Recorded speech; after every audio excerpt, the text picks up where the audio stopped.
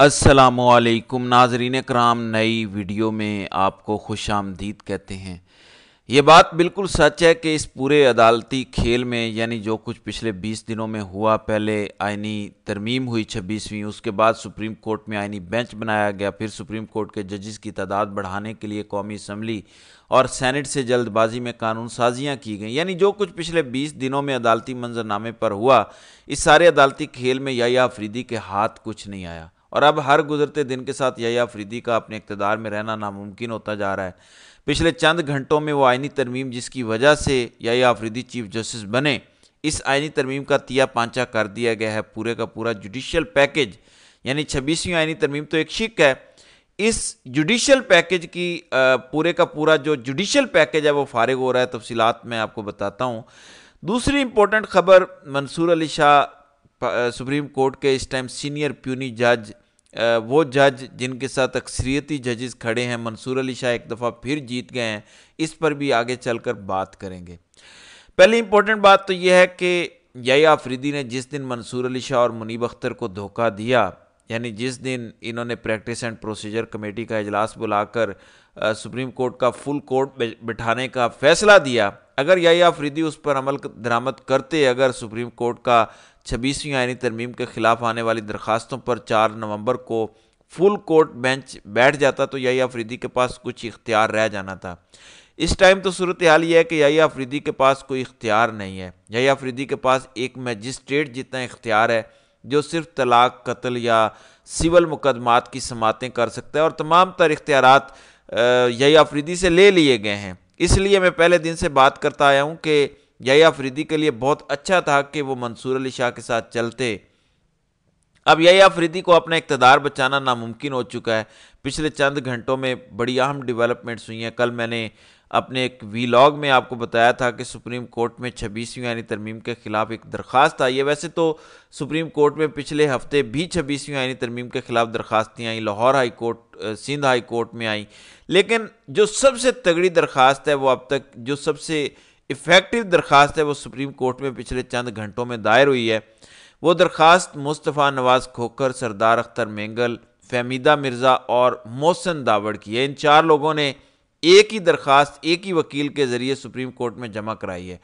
Interesting बात यह है कि यह दरख्वास्त सिर्फ 26वीं आईनी तरमीम के खिलाफ नहीं, ये उस जुडिशल पैकेज के खिलाफ है जिसके ज़रिए कानून साजी की गई, आईनी बेंचेस बने, सुप्रीम कोर्ट के जजेस की तादाद बढ़ाई गई और जिसके ज़रिए ख़ुद Yahya Afridi chief justice of Pakistan बने। इस दरख्वास्त में एक ऐसा पॉइंट है जो गेम चेंजर है, एक ऐसा नुक्ता जो 26वीं आईनी तरमीम को उड़ाकर रख देगा। तमाम दरख्वास्त का हवाल मैं आपको बता देता हूँ। नाज़रीन करम, 26वीं आईनी तरमीम के खिलाफ जो 4 सियासतदानों ने दरख्वास्त जमा कराई, उसमें सबसे इम्पोर्टेंट नुक्ता सरदार अख्तर मेंगल का है। याद रहे, अख्तर मेंगल ने कुछ अर्सा पहले इस्तीफ़ा दिया था क्योंकि बलूचिस्तान के अंदर जो कुछ हो रहा है, जिस तरह से लापता अफराद के हवाले से हुकूमत का मौक़िफ़ है, जिस तरह बलूचिस्तान में कार्रवाइयाँ की जा रही हैं, इस तमाम तर सूरत हाल को मद्देनज़र रखते हुए सरदार अख्तर मेंगल ने अब से तकरीबन 4 हफ्ते पहले यानी 1 माह पहले इस्तीफ़ा दिया। फिर 26वीं आईनी तरमीम का मामला आया तो वो दुबई में मौजूद थे। उसी दिन वो पाकिस्तान आए, मौलाना से उन्होंने मुलाकात की और इख्तलाफ किया मौलाना के इस फैसले से कि आपको 26वीं आईनी तरमीम की हिमायत में हुकूमत का साथ नहीं देना चाहिए। सरदार अख्तर मेंगल के पास 2 सीटें थी कौमी असम्बली में और जबकि 2 उनके पास वोट थे, अगर वो वोट इस 26वीं आईनी तरमीम की हिमायत में ना पड़ते तो भी हुकूमत के लिए यह आईनी तरमीम करना मुश्किल बल्कि नामुमकिन हो जाना था, क्योंकि ये बात क्लियर है कि पीटीआई के कितने वोट टूटे हैं। यानी पीटीआई के लोग मान लिया कि अगर 10 भी इस आईनी तरमीम की हिमायत में वोट दे देते तो भी 26वीं आईनी तरमीम मंजूर नहीं हो सकती थी अगर अख्तर मेंगल के लोग वोट ना करते।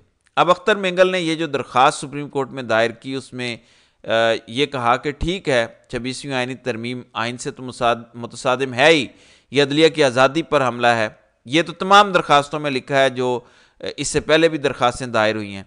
इससे पहले साबिक सदर supreme court bar association Abid Zubairi ने एक दरख्वास्त जमा कराई, सलमान अकरम राजा ने कराई, और भी दरख्वास्तें सुप्रीम कोर्ट में आ रही हैं। लेकिन जो नुक्ता सरदार अख्तर मेंगल ने इस दरख्वास्त में सलाहुद्दीन के ज़रिए जो वकील हैं बयान किया, उसमें यह लिखा कि जो 26वीं आईनी तरमीम मंजूर करने का तरीक़ाकार था, जिस तरह इस आईनी तरमीम को मंजूर करने के लिए वोटिंग हुई और वोट पूरे किए गए, सबसे अहम मामला ये है, सुप्रीम कोर्ट को इस पर तहकीकात करवानी चाहिए, क्योंकि अख्तर मेंगल के अपने वोट थे और जिस तरह से अख्तर मेंगल के लोगों को दबाव में लाकर तरमीम की हिमायत में वोट डलवाए गए वो सभी को पता है। आपने वो प्रेस कॉन्फ्रेंस भी देख ली होगी कि पहले प्रेस कॉन्फ्रेंस कौमी असम्बली के बाहर की गई जिसमें मौक़िफ़ था कि हमें उठाया गया, हमारे अहले खाना को थ्रेट किया गया।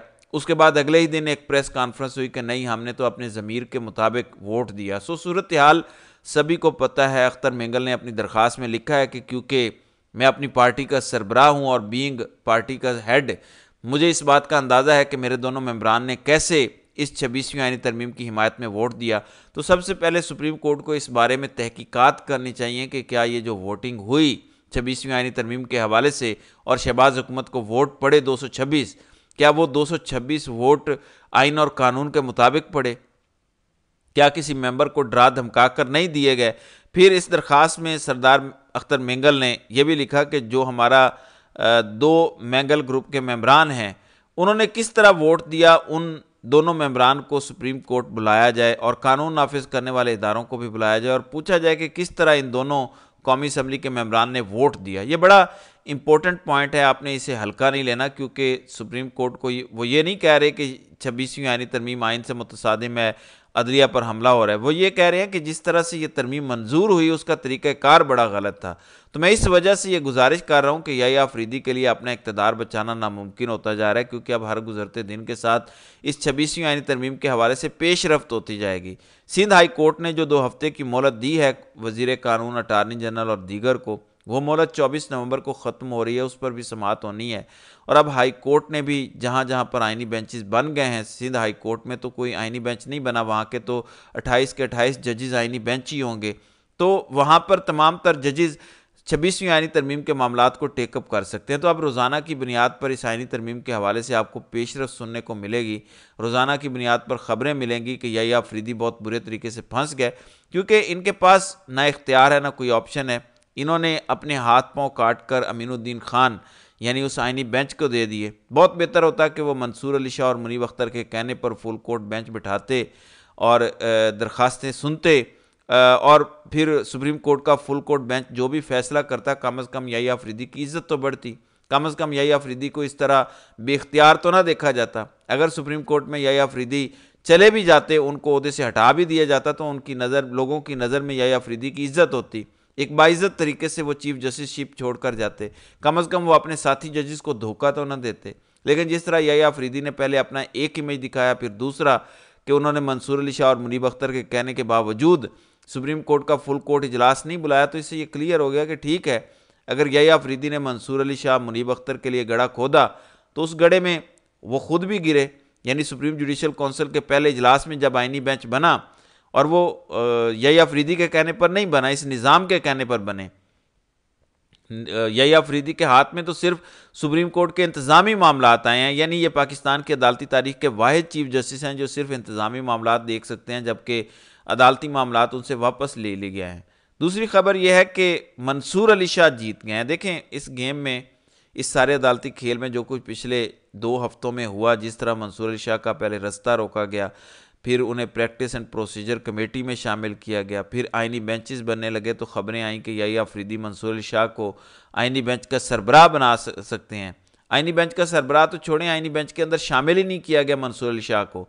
तो जो कुछ हुआ, मंसूर अली शाह का रास्ता रोकने के लिए अब इस तमाम तर अदालती खेल के 2 हफ्ते बाद, यानी आज के दिन हमें यह समझ आ रही है कि मंसूर अली शाह तो जीत गए हैं। यानी इस टाइम मंसूर अली शाह के पास याहिया अफरीदी से ज़्यादा इख्तियार है। बेशक चीफ जस्टिस याहिया अफरीदी हैं, लेकिन इख्तियार मंसूर अली शाह के पास है। मंसूर अली शाह इस टाइम भी याहिया अफरीदी से कई गुना ज़्यादा काबिल इज़्ज़त है, क्योंकि वो इस निज़ाम के सामने नहीं झुके। याहिया अफरीदी तो इस निज़ाम के आगे झुक गए, जिस वजह से वो इज़्ज़त जो 21 अक्टूबर के बाद अगले 5 दिन तक याहिया अफरीदी ने कमाई, ख़ास तौर पर जो चंद इंतज़ामी फ़ैसले देकर ये तासुर कायम किया कि वो आइन पसंद और आज़ाद जज हैं, वो मंसूर अली शाह के साथ खड़े होंगे, बल्कि सुप्रीम कोर्ट में हर जज के साथ खड़े होंगे जो अपने हलफ पर चलेगा, जो आइन कानून पर चलेगा।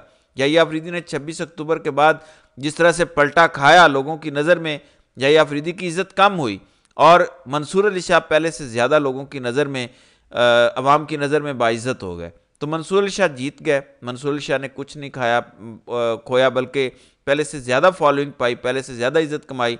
याहिया अफरीदी ने चीफ जस्टिस बनकर इज्जत खोई और मंसूर अली शाह ने चीफ जस्टिस ना बनकर लोगों के दिलों में घर कर लिया। तो अब हर गुजरते दिन के साथ इनके लिए इक़्तिदार बचाना नामुमकिन है, क्योंकि इन दरख्वास्तों को ऐसा तो नहीं हो सकता कि टेकअप ना किया जाए। बेशक अमीनुद्दीन खान ही टेकअप करें, उसमें जस्टिस आयशा मलिक हैं, हसन अजहर रिजवी हैं, यानी कुछ आज़ाद जजेस हैं जो अपने रिमार्क्स देंगे। और फिर सबसे इम्पोर्टेंट सलाहुद्दीन जो इन चारों सियासतदानों के वकील हैं जिन्होंने इसे चैलेंज किया, बल्कि जुडिशल पैकेज को चैलेंज किया। तो दिलचस्प मंजरनामा होगा, रोज़ाना की बुनियाद पर इसका तिया पांचा 26वीं यानी तरमीम का आपको होता नज़र आएगा।